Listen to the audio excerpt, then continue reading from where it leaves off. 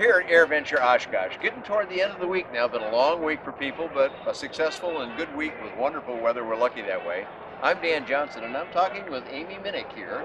And Amy, first of all, before we get into some detail about the airplane and a new plan that I understand is sort of in the works, tell us a little bit about yourself, what you've done in aviation, what credentials you have, and what you think of this sector of aviation.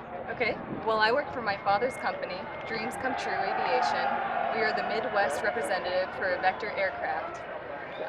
The Evektor Aircraft, the Sports Star, which was the first model, was the first SLSA to be certified in the United States. And I am the parts manager because we also have parts support in the USA. And then I'm also a web designer, mechanic. I'm really everything. Yeah, well, you do all of that now.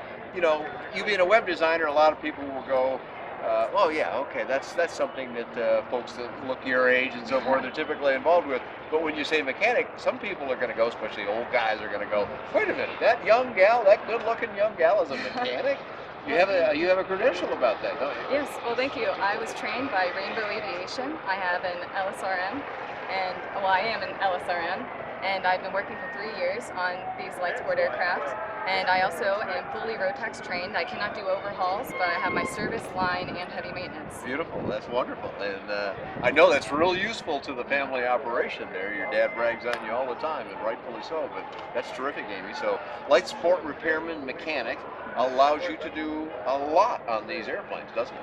Oh yeah, everything. Virtually the whole thing. So, and the Evektor aircraft is an all-metal aircraft, but with some composite parts on it. It's all bonded and riveted aluminum. There are some composite parts, but that helps with weight and maintenance. And in the engines are always a Rotax engine, I think, since day one for Evektor, correct? Yes. Yeah, I know you're exactly right about the very first aircraft ever certified not certified, but approved under the ASTM standards was not this particular aircraft, but an Evektor Sports Star back in April 5th, 2005. So just past 10 years of Evektor's being out there in the marketplace. The design has gone through a number of iterations. The Evektor company has been very good about that. The shape of the cockpit, the way the canopy works, and now I'm kind of looking over your shoulder here down this Harmony wing, which is not that straight old Hershey bar wing anymore. Nope, So, the tapered edge is the easiest way to tell that you are looking at the Harmony model. They've also increased the aileron, the elevator, and the rudder by 25%, Right. and that's the surface area. and I imagine it makes it fly considerably different. Yes. This kind of volume changes. Faster cruise, better in crosswind. There are a lot of advantages. It's a little heavier. Well, a lot of ours come in heavier than the Sports Star, but that helps with wind. When the Evektor first got certified back in April 5th, 2005, it was the number one, as you correctly identified earlier. Almost immediately, some of them went into flight schools and started serving some good duty in that regard. That's still the case today, right? Yes. Art Chirola, one of our other representatives, he's from Allentown, Pennsylvania, and he gets about 700 hours per year while training his aircraft. And we also have Sunrise Aviation out in California.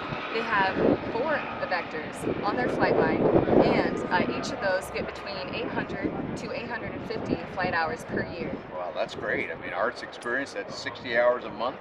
The ones out in California, 70 hours a month. That's a lot of duty out of a light aircraft. That begs the question then, you're the parts manager. Are they calling you for parts all the time?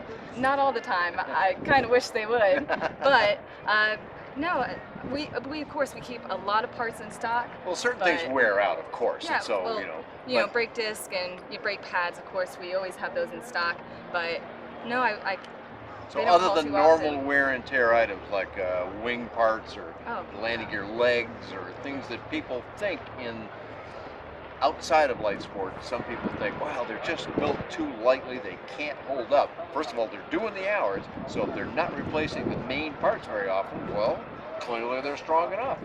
So I understand, Amy, that you've got a new investor who's come along and said, look, I want to help. I want to get these things in flight schools. And so some lucky flight schools are going to get a shot here at some preferential, we'll call it, financing terms so that they can afford to bring one in. Is that sort of the size of it? yes, financing would be done over 10 years, but we just need a letter of interest telling us, that you are very interested so we can give that to the investor and go from there. So flight schools, if you're listening to us, if you're operating a flight school somewhere, and especially if you've been looking at this aircraft and going, boy, I really like that, but it's a little outside of my budget, because we know flight schools across the country are using 30, 40, 50-year-old airplanes that don't look as good as this one. And they're going, look, I know I have young students, people like yourself, Amy, who would come in, they drive up in a very nice car, and they don't want to go get some old, smelly old airplane. They'd like a new one like this. But then they run the flight schools, or often sort of lean operations, and they go, man, I'd like that, but I can't afford it. They got a new opportunity now. Huh? Yeah, plus those older planes do not have the panel that we have. Right. You know, we can have the traditional steam gauges, but we also have the glass panel options, which also offer the six-pack display. So, you know, even if you have a glass panel, you can still have the traditional style, and that is just something that the older planes just can't do. Yeah, well, and even if they wanted to, they've got to go through a whole regulatory routine. That in this space here, we can say, well, there's a new thing that we could put in the panel that would make life easier for the pilot, and folks with your skills and whatnot can make that happen very quickly with the manufacturer's approval, of course. But that's a big deal. So for all of people my age, well, that, you know, those round dials that we used to think told us so much information, that's a comfort factor. Fine, the electronic gizmos can show that. For people your age, what are round dials all about, huh? So computerized equipment, you're not frightened by it at all, are you? Nope. But we can have a mixture of both. So that's something I think most of our customers really appreciate, is how flexible, how you really get to design your own aircraft. Well, a lot of great information from you here, Amy. And we want to find out more information about Evektor, and some people are going to want to follow up with that idea about providing a letter of intent or of interest to say, yes, tell me about this finance thing you got going on. I'm interested. I'd like a fancy new airplane like this with all the right stuff on it that you've said held up well in flight schools. You don't get to sell enough parts over. Where do we find you on the web? We'll put it up on the screen for folks. So just tell us how we find you on the web. You can go to midwestsportplanes.com. We are Dreams Come True Aviation.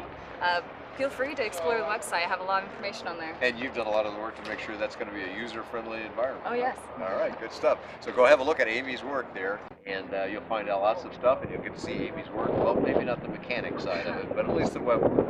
That's great. I've got lots more information on the Evektor's flight reports and much more, and all kinds of affordable aviation available on ByDanJohnson.com. Thanks for joining Amy Minnich and I here at AirVenture Oshkosh.